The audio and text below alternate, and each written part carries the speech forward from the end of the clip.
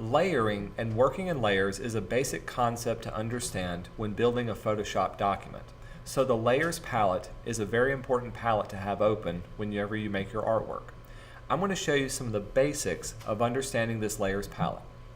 First of all, there's different kinds of layers to choose from. Whenever you use type, this type of layer will come up. It'll have a T, and usually the name of that layer will be whatever you type out.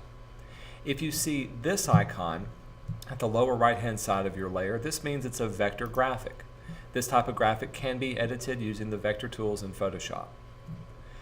Any layer that has the checkerboard background behind it means it has transparency, and usually you can get a little preview of what the object looks like and where it's placed within that layer.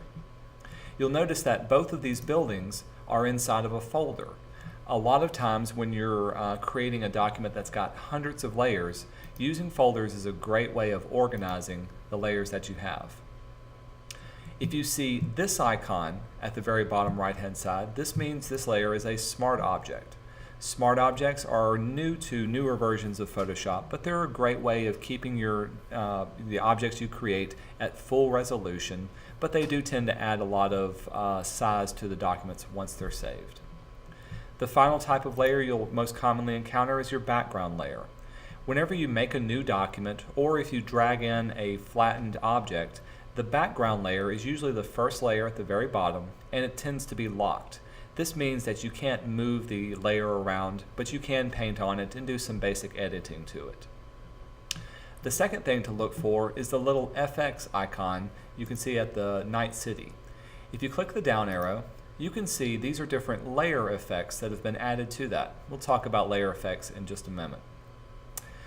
The final thing to know is that the stacking order of layers is the most important. If you need to change what order these are stacked in, you can click on the blank area and drag it down until you see the area in between two layers to be highlighted. So if I wanted the word City Night to be just behind the ellipse, I'm going to move my icon, and when I release my mouse, you can see they've swapped up those particular areas. If I wanted to merge or flatten my layers or do any other type of options, I can always look at the layer options at the very top right hand corner of my layers palette.